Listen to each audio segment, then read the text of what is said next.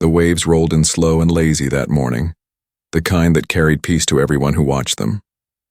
But peace doesn't last long when prejudice walks the shore. Who told you this area was open to you? The voice came sharp, full of authority and disdain. Security Chief Brad Mason stood on the sunburned sand, gripping David Reed by the arm. The man's pressed linen shorts brushed against the grains as Brad dragged him forward. People turned, phones lifted. Whispered comments sliced through the air like small, cruel knives. David didn't resist. He didn't plead. He only stood taller, his posture clean and composed, the sunlight flashing across the silver band of his watch. He was calm in a storm he hadn't created. "I'd like to speak to the property manager," he said. Brad's laugh split the silence. "You're looking at him. I decide who stays and who goes. This beach is for members only." "Keep walking," the crowd murmured. Some recorded. Some pretended not to see. David's voice didn't rise, but every word carried weight. "I'll be back in 3 hours," he said softly. "Please make sure your office is ready." Brad gave a mocking salute. "Sure thing, boss man. We'll polish the floors for you." The security guards chuckled as David turned and walked away. His shoes sank into the sand like slow punctuation marks. No one knew yet. But the man they had just escorted off the beach was about to change everything. 3 hours later, the sun still blazed over Silver Dunes Resort, a name whispered in travel magazines as the jewel of the coast. Its white villas sparkled like wealth itself. And there, pulling into the circular driveway in a matte black car, came David Reed, calm, deliberate, and now dressed in quiet power. At 47, David had learned long ago that silence was often louder than shouting. He stepped from his car wearing a simple shirt, sleeves rolled neatly to the wrist, every motion efficient. He paused for a moment, eyes scanning the beachfront like a man assessing more than just scenery. Inside the glass-walled security station, Brad Mason squinted at the monitor. "New guy at the gate," he muttered into his radio. "Doesn't look like he belongs," a voice crackled back. "Should we move in?" "Not yet," Brad said. "Let's see where he's going." David approached the reception desk. The young attendant behind it smiled without warmth, her voice dipping in practiced politeness. "How may I help you, sir?" "Day pass, please." He slid a platinum card across the counter. The marble gleamed beneath it. Her smile faltered. She turned slightly toward the security window, where Brad gave her a subtle nod. "That'll be $150, she said. "Beach access only," David didn't argue. He glanced at the nearby white couple being charged half that price. He said nothing. The silence spoke louder than protest. "You'll want to stay in the general section," the attendant added quickly. "Members-only areas are marked." David tucked the pass neatly into his pocket. "Thank you." He walked toward the beach with a measured stride, but Brad's voice followed him over the radio. "Keep an eye on him. Some people don't know their place." David spread out his towel, positioned his cooler beside it, and sat in quiet dignity. The ocean breeze carried laughter, but some laughter wasn't meant for everyone. Eyes followed him. A woman shifted her chair. A man moved his umbrella just enough to create space. The world rearranged itself around invisible lines. His phone buzzed. "Yes, Jenna," he said, answering. "I'm on site now. The property appears as expected. I'll confirm after my final review." The couple nearby heard only fragments. On site, review, confirm. They glanced at each other, discomfort settling like sand between their toes. Minutes later, an email arrived. David opened it and smiled faintly. "Acquisition approval, Harbor Line Investments, Silver Dunes Property Portfolio." The signature glowed at the bottom of the document like a quiet promise. A shadow interrupted his screen. One of the junior guards stood over him, posture stiff. "Sir, I need to verify your beach access." David looked up slowly. Of course, he handed over the pass, still warm from his pocket. The guard studied it as if reading a foreign language. "This doesn't cover this section of the beach," he said. "There are no section markers," David replied calmly, nodding toward a family nearby holding identical passes. "They're fine where they are." The guard stiffened. "Our premium area maintains certain standards. You might be more comfortable in the public section." "I'm comfortable here," David said evenly. The radio on the guard's belt came to life. "Problem, Riley?" Brad's voice crackled through. "Possible unauthorized access," came the reply. Moments later, Brad arrived. Broad shoulders, confident walk, the kind of man who believed rules were his weapon. Sir, I understand there's confusion about your access. No confusion, David said. I purchased a day pass. No signs indicate restrictions, Brad smirked. Maybe you'd prefer the public beach. Silver Dunes serves a very particular clientele. David's gaze didn't waver. Then I'd like to speak to management. You're speaking to him, Brad said. Head of Security and Property Management. My decision stands. David checked his watch. The gesture seemed casual. It wasn't. Is there a specific rule I've violated? He asked. It's at management's discretion, Brad replied. His hand rested on his badge. Security to Sector 3, he said into his radio. Guest removal in progress. 2 more guards approached. Conversation stopped. Phones lifted again. The crowd watched. David didn't resist. Is there a rule I've broken? He asked once more. Brad ignored him. Escort this gentleman off the premises. The guards each took an arm. His watch flashed in the sun again, a glint of quiet power mistaken for decoration. They marched him through the crowd, a spectacle on parade. People stared. Someone whispered, "What did he do?" A woman in a wide-brim hat stood halfway from her chair. Is that necessary? He wasn't bothering anyone. Brad turned sharply. Ma'am, please sit down before I help you find the exit too. She froze. Silence fell again except for the crunch of sand beneath David's shoes. At the boardwalk, Brad leaned close. Don't come back, mister. He paused, realizing he didn't know the man's name. Reed, David said. David Reed, Brad smirked. Right? Well, Mr. Reed, this resort isn't a good fit for you. David brushed off the sand, straightened his shirt, and looked Brad in the eye. We'll see about that. He stepped into his car, leather seats wrapping him in silence. The world outside blurred behind tinted glass. Inside, clarity sharpened. He dialed a number. Evelyn, he said. Activate the acquisition protocol for Harborline Resorts. Include Silver Dunes as top priority. From that moment, time began counting down to a reckoning no one saw coming. The next morning broke with sharp sunlight over Silver Dunes. The resort shimmered like nothing ugly had ever happened there. But inside the Bentley parked at the edge of the property, David Reed was already planning the undoing of that illusion. He scrolled through documents on his tablet, lines of legal codes and property transfers, every clause a quiet weapon. His face was calm, expression unreadable, but his eyes carried something dangerous, a certainty that justice, once awakened, would not sleep again. In the security office, Brad Mason laughed with his crew. Did you see his face? Acting like he was someone. Probably can't even afford the parking fee.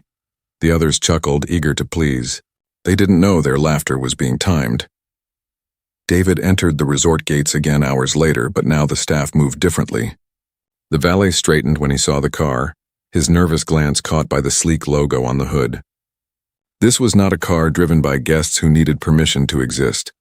David stepped out, this time in a charcoal suit, crisp white shirt, quiet silver tie.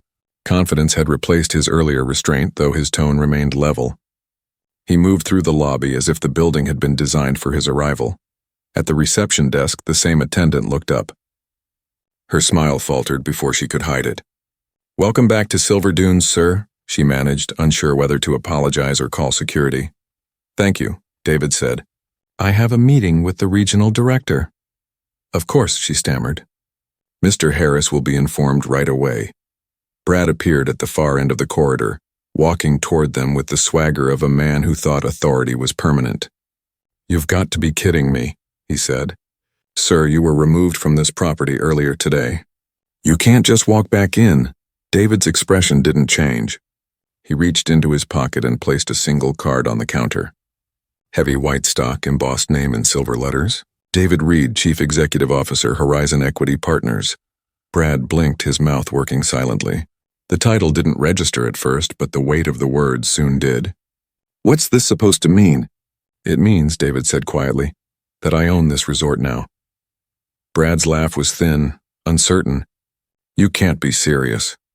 Before David could answer, a man in a tailored suit hurried out from a nearby office. Mr. Reed, he said, extending his hand. I didn't realize you were visiting in person. The board just confirmed the acquisition this morning. Welcome to Silver Dunes Holdings. Brad froze. The color drained from his face. You what? David accepted the handshake smoothly. I believe in direct observation. It helps me understand what I've invested in. His gaze shifted toward Brad, deliberate and calm, and what needs to change. The director, Mr. Harris, followed David into his office. Brad lingered near the door, unable to decide whether to stay or disappear. Inside, polished wood gleamed under soft light. The panoramic windows framed the sea, calm and endless. Harris gestured toward the leather chairs. I trust your first impression was satisfactory? David's voice was soft but sharp enough to cut. That depends on whether we're discussing the property or the people running it. Harris frowned. I'm sorry. Your head of security, David said.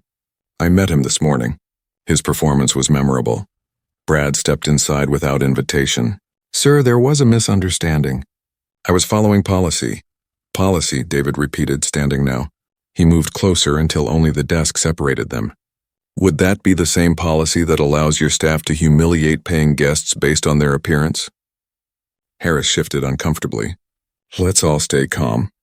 I am calm, David said, voice measured, which is more than can be said for your staff when faced with someone who didn't fit their assumptions. Brad's voice cracked. You can't prove that. David turned his tablet toward them. The screen glowed with a list of security incident reports, patterns impossible to ignore, dates, guest descriptions, complaints with no recorded violations. I already have.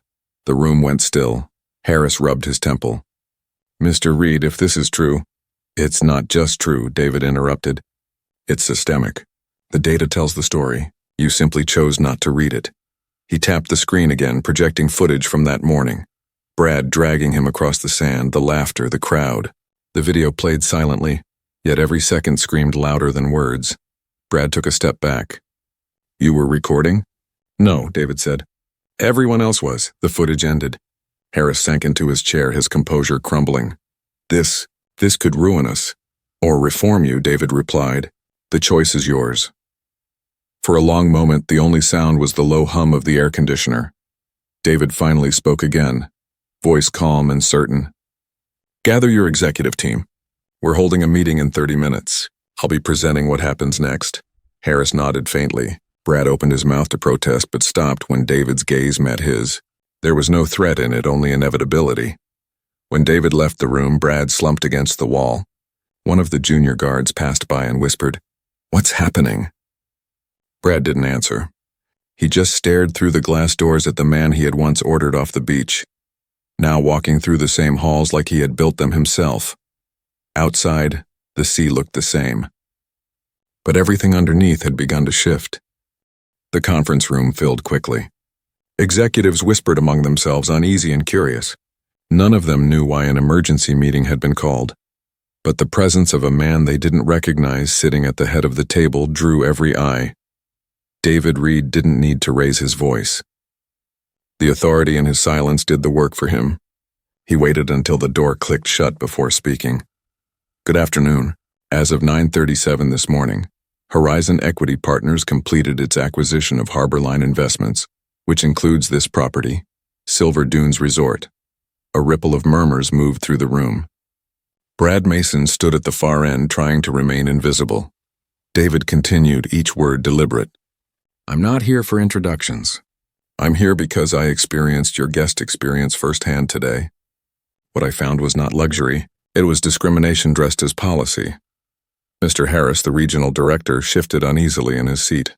Mr. Reed, perhaps we should discuss this privately. No, David said firmly.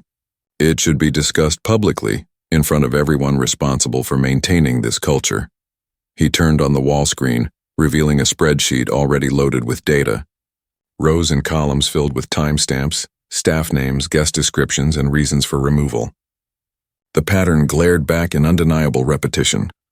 For 3 years, David said, your reports show disproportionate removals of minority guests, usually for vague reasons like disturbance or failure to comply.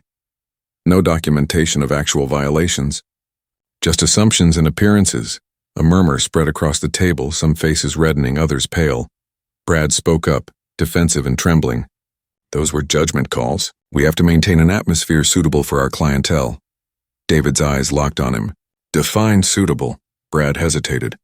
Professional, safe, comfortable for families. Which families? David asked softly. And at whose expense? Silence pressed against the walls. David switched slides, revealing photos from different incidents. Guests escorted away, some confused, others furious, none looking dangerous. "This is not a mistake," David said. "It's a system built on bias, and that system ends today." Harris cleared his throat. "Surely we can contain this matter internally." "This isn't about containment," David interrupted. "It's about correction. You don't hide rot under paint, you remove it." The HR director, a woman in her 50s named Linda Perkins, entered with a binder. "Mr. Reed, as requested," she said quietly, handing him the company handbook and policy documents. David opened to the highlighted sections. Section 5.3, he read aloud. "All guests with valid day passes have equal access to non-member areas." Section 8.7, "Discriminatory enforcement of rules is prohibited." He looked up, voice steady.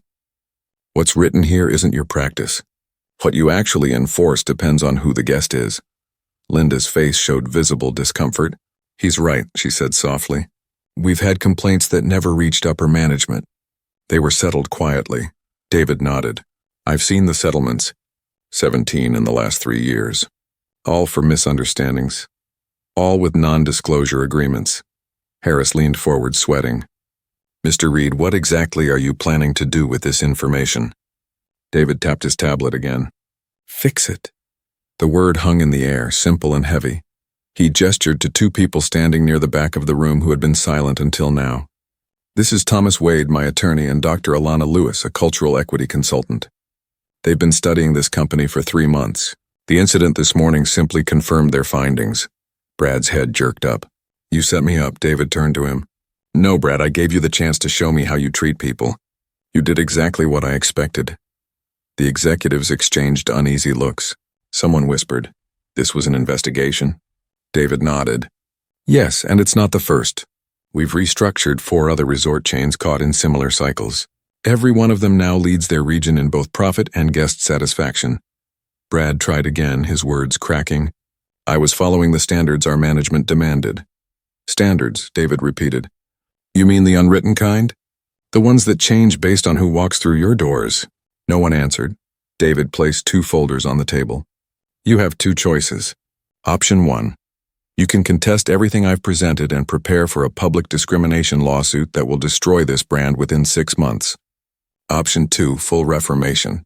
New leadership training, policy overhaul, transparent complaint systems, and mandatory accountability reviews.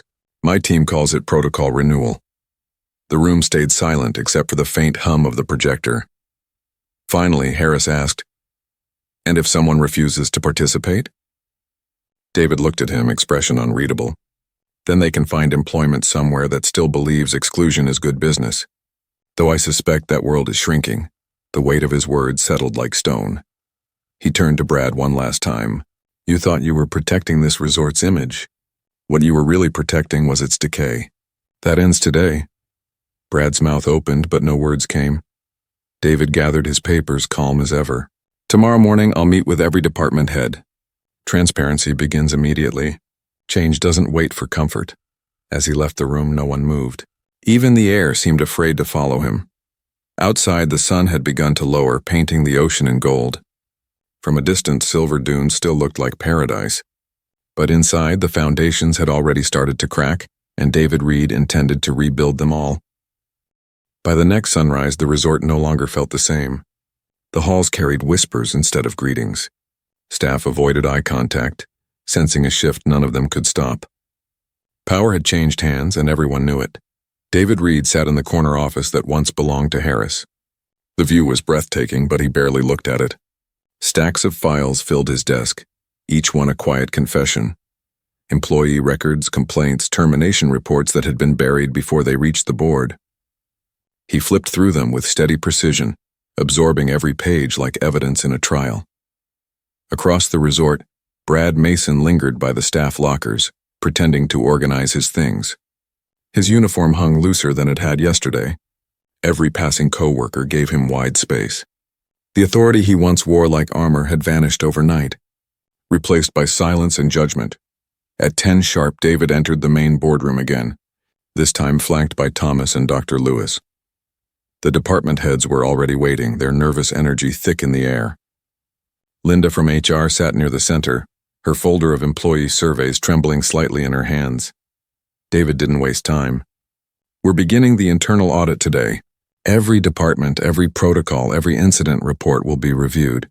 Nothing hidden, nothing omitted. Thomas spoke next, his voice precise and cool. All staff with management responsibilities will be interviewed over the next 2 days. Failure to cooperate will be considered obstruction. Transparency isn't optional. Dr. Lewis stepped forward, calm yet firm. This isn't punishment. It's correction. We'll measure behavior, not just intentions. Change must be visible, measurable, and permanent. Murmurs passed through the room. A marketing manager raised her hand hesitantly. Mr. Reed, with all respect, our guests expect exclusivity. That's what makes Silver Dunes profitable. David nodded. Exclusivity built on discrimination isn't luxury. It's rot disguised as refinement. Our guests won't lose what makes this place beautiful. They'll finally experience it without barriers. Another voice spoke up from the far side. Sir, what happens to Mason? David looked at Brad, seated near the back, pale and rigid. Mr. Mason will be placed on administrative leave pending a disciplinary review. The footage and records will determine the outcome. Brad clenched his jaw. You're destroying everything I built. No, David said evenly. You destroyed it yourself. I'm rebuilding what should have been. The room fell quiet again. David leaned forward, his gaze sweeping over every uneasy face. This transformation won't be comfortable. But comfort is what allowed this culture to grow. We're not chasing comfort anymore. We're chasing integrity. By the afternoon, HR teams spread through the property like quiet investigators. Old cases resurfaced. Former employees were contacted for testimony. One by one, patterns took shape. Unequal promotions, selective enforcement, hidden settlements. The more they uncovered, the heavier the silence grew. At the same time, new signs appeared across the property. Rules rewritten in clear language, displayed in multiple languages for guests. Reserved zones were dismantled, replaced with open access policies. Guests wandered curiously through sections once whispered about as members only. In the security office, a new team assembled under Alicia Warren, a former military officer with calm authority. She reviewed new procedures with her staff. From now on, all guest interactions will be recorded. Every decision must be justified by policy, not instinct. We protect people, not images. David visited later that day. How are your people handling the change? He asked. They're adjusting, Alicia replied. Some are relieved. Others are nervous. But they'll follow leadership that's clear and fair. They just never had it before. Outside, cameras began to capture more than just sunsets. Videos of David's earlier removal from the beach had gone viral. The internet was furious. Thousands of comments flooded social media, some shocked, some outraged, many recognizing the story as one they'd lived themselves. News channels replayed the footage alongside headlines like, Investor humiliated at luxury resort, then buys it. Every network wanted an interview. Journalists camped at the resort gates. Inside, David watched the chaos unfold on the lobby television. Harris stood beside him, pale and shaken. This publicity could destroy us. It won't, David said. It will expose us. That's how you rebuild trust, by being seen fixing what you broke. He turned away from the screen. We'll issue a statement. Not an excuse. A commitment. Within hours, a press release went out under David's name. Silver Dunes Resort acknowledges failures in enforcing fair and inclusive treatment of all guests. Immediate reforms are underway to ensure equality, transparency, and accountability across every level of operation. The internet reacted again, but this time, the tide began to turn. Some praised the honesty. Others demanded more. But one thing was certain, no one was ignoring Silver Dunes anymore. Late that evening, Brad sat in his dark office, scrolling through his phone. His face filled every news thumbnail, frozen mid-scowl from the viral footage. His inbox overflowed with messages, some hateful, some pitying, none supportive. He tossed the phone aside and stared at the empty badge on his desk. Outside his window, David stood near the shore, watching the tide wash over the same sand where he'd once been dragged. His reflection shimmered faintly in the surf. What began as humiliation had become a blueprint for transformation. The moon rose higher, silver light spilling across the waves. Silver Dunes looked peaceful again, but this time the peace wasn't built on exclusion. It was built on the first fragile steps toward justice. Tomorrow would bring more resistance, more revelations, more work. But David had patience carved from experience. He knew change didn't shout. It persisted. And as he turned back toward the resort's glowing lights, one truth settled deep in his chest. Power is temporary, but integrity, once claimed, never fades. Weeks passed and the rhythm of Silver Dunes began to change. The air no longer felt thick with fear. Conversations among staff grew cautious but hopeful. There were still glances over shoulders, still whispers about what was coming next. But for the first time, they weren't whispers of resentment. They were whispers of possibility. David Reed moved quietly through it all, observing, noting, adjusting. Each morning, he walked the property before sunrise, studying how staff greeted guests, how policies played out in small decisions. He believed reform didn't begin in boardrooms. It began on the ground, where behavior met belief. Inside a private conference room, the disciplinary hearing for Brad Mason finally began. The air was cold, sterile, filled with the hum of the projector. Brad sat at the table beside his attorney, trying to look defiant but sinking under the weight of the evidence stacked in front of him. Across from him sat the review panel, David, Thomas, Dr. Lewis, and the new HR lead, Linda Perkins. Thomas began. "Mr. Mason, you've been provided all evidence in advance. You may respond to the charges before deliberation." Brad straightened his tie, voice rough. "I enforce the standards expected by our clientele. The resort's reputation depended on maintaining a certain image." David leaned forward slightly. "And that image didn't include people like me, did it?" Brad's mouth opened, then closed again. "I was following unspoken expectations," he said finally. "Unspoken expectations are where discrimination lives," Dr. Lewis said softly. "You didn't protect the resort. You protected prejudice," Brad's attorney interjected. "There were no written policies authorizing unequal treatment." "Exactly," David replied. "No written proof, just consistent outcomes. That's how systems hide." He tapped the tablet in front of him. The wall screen lit up with video clips, guest removals over the years, one after another, all bearing the same quiet pattern. Guests of color questioned, escorted, humiliated. Guests who looked different handled like threats. Linda read from the report. 17 settlements in 36 months. Each labeled as miscommunication. Each sealed to prevent exposure. Brad's face hardened. "I did my job." "No," David said, his tone almost pitying. "You did what made you feel powerful." The deliberation was brief. The decision unanimous. Termination for cause. No severance. No references. His name entered into the industry database, blacklisted from management positions indefinitely. As Brad walked out, the same guards who once stood at his command now escorted him to the exit. His badge clicked uselessly at the door. The weight of his authority was gone, reduced to silence. Across the resort, new systems bloomed where old ones had rotted. Anonymous reporting portals went live for staff to voice concerns without fear. Promotion reviews became transparent, with performance metrics instead of favoritism. Guest complaints were logged publicly and responded to with accountability rather than denial. Social media burned bright with debate. The video of David's removal now had millions of views. Some called him a hero. Others called him calculating. But the truth was simpler. He was neither. He was a man tired of pretending patience alone could cure injustice. Meanwhile, reservations at Silver Dunes plummeted. Sponsors pulled contracts. Harris, the former regional director, looked at the numbers in despair. "We're bleeding," he told David in one meeting. "People think we've lost our prestige." David folded his hands. "You can't lose what never truly existed. Prestige built on exclusion isn't status, it's fragility." He leaned forward, voice even. "We'll rebuild on truth. People are watching not to see if we survive, but to see if we mean what we say. Let's show them." Under his direction, a new outreach campaign began, one that didn't beg forgiveness but promised transformation. Community groups were invited to audit the resort's practices. Local leaders were asked for feedback on inclusion and accessibility. At first, skepticism reigned, then curiosity, and slowly, participation, Dr. Lewis reported one evening. "The shift has started. Guests of every background are returning.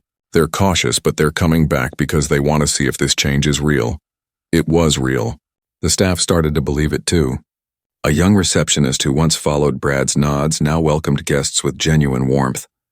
The security team, under Alicia's guidance, operated with fairness, their cameras recording transparency instead of intimidation. Months later, national media returned. But this time they didn't come for scandal. They came for a story about transformation. Headlines read, "The resort that faced its past and chose to change." David gave one interview. The reporter asked, "Was this revenge?" He paused before answering, "No, revenge is personal. This was necessary." He looked out the window toward the ocean. Power means nothing if it can't be used to make something better than what existed before. That night, in a small cafe near the resort, Brad Mason sat alone watching that same interview replay on a flickering television. His coffee had gone cold. The words hit harder than any punishment. He whispered under his breath. He planned it all. No one answered. The world had already moved on. At Silver Dunes, the resort pulsed with life again. New music in the courtyard. Diverse guests sharing space once denied to them. The sea breeze carried laughter instead of whispers. And David Reed watched it all quietly from the balcony of his office. The same view that once symbolized exclusion, now reflecting unity. He turned to Dr. Lewis. "You think this change will last?" She smiled. "If you keep accountability alive, yes. Because you didn't just change rules, you changed the story." And that, David thought, was the real victory. Not ownership, not profit, but rewriting what people believed was possible when integrity refused to yield. The night deepened, waves crashing against the newly renamed Unity shoreline. The same sand where arrogance had once walked now carried footprints of everyone welcome to belong. But David knew this wasn't the end. It was the start of a movement much larger than one resort. A year later, Silver Dunes no longer resembled the place where David Reed had been dragged across the sand. The walls gleamed not from luxury alone but from transparency. Laughter spilled through the courtyard like music. Guests of every color, language, and story shared the same space without division. The resort that once excluded had become the symbol of inclusion across the entire industry. David sat on the same stretch of beach where it had all begun. The waves rolled toward him soft and rhythmic, the sunlight painting gold across the horizon. This time no one stared at him, no one whispered. Staff passed by offering greetings with warmth, not suspicion. A young security guard jogged past to help an elderly couple with their chairs. A child ran through the shallows, splashing without care. Alicia Warren approached, clipboard in hand but smile unguarded. "Everything to your satisfaction, Mr. Reed?" David shook his head lightly.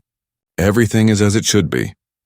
The new reporting system shows guest complaints down 78%, she said. Security incidents down by almost 80. People are finally starting to trust this place." He smiled faintly. That's what happens when fairness becomes the culture, not the exception. A woman nearby spread her towel beside him and paused. Her face lit with recognition. "I was here that day," she said quietly, "when they threw you out." David turned toward her, curious but kind. "You tried to speak up," he said. "I remember." She nodded, shame flickering behind her eyes. "I should have done more." "You did something," David said softly. "And sometimes that's what starts the change."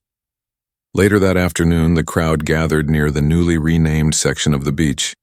A simple plaque gleamed in the sunlight, Justice Cove, dedicated to every guest who was ever told they didn't belong. The ceremony was quiet but powerful.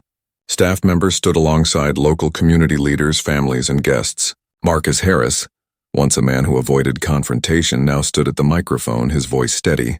"We thought exclusivity was our strength," he said, "but it was our weakness. We learned that true prestige comes from how wide you open your doors, not how high you build your walls." Applause rose like a tide. David stepped forward, his expression calm but filled with pride that he never spoke aloud. Marcus turned to him. "Profits are up 27% this quarter," he said quietly. "Guest returns are at record highs." "Turns out fairness pays," David nodded. "It always does. It just takes time for the world to notice." Later, in his office overlooking the ocean, David opened a letter written in careful handwriting. It was from a young entrepreneur in another city. "Your work inspired me to reform my family's restaurant chain. We changed our hiring, our service, everything. It worked. Our business is thriving, And our people finally feel seen. David read it twice before folding it carefully. He placed it in a wooden box already filled with letters just like it. Each one proof that change could spread farther than the person who began it. His phone buzzed. A message from Thomas appeared. Preliminary investigation complete. Discrimination patterns confirmed. Cruise line acquisition proposal ready for review. David stared at the message, the hint of a smile forming. Another battlefield. Another chance to reform, not retaliate. He typed 2 words in response, proceed tomorrow. That night, as the sun sank into the water, he walked along the shore where everything had started. The waves erased footprints without care for whose they were. For the first time, he didn't see the place where he'd been humiliated. He saw the place where the old world cracked open so the new one could rise. He passed the boardwalk, now lined with plaques honoring former employees who had stood for change. He paused at the security post. Once a fortress of prejudice, now a glass booth filled with transparency. Inside, Alicia's guards reviewed footage not to catch wrongdoing but to ensure fairness. Every action accountable, every voice recorded. A group of guests stopped him to ask for a photo. They didn't know his story. They just saw a man who belonged there. He smiled and took their picture, handing the camera back gently. As he turned toward the horizon, his thoughts quieted. The ocean whispered its endless rhythm. He thought of the men like Brad Mason, who had chosen power over conscience, and the people like that woman on the beach, who found courage too late but still found it. He thought of the staff who had unlearned fear and replaced it with pride. Change, he realized, was not a moment of victory. It was a choice repeated every day. When the last light faded, David looked over the water one final time before heading back toward the resort. Behind him, waves erased every mark on the sand, but some things would never fade. The proof that justice, once claimed, could outlast the tide. And as he walked back into the glow of the resort lights, he whispered to himself, "You don't fight the darkness, you replace it with light." The world was already listening, and it was ready for more.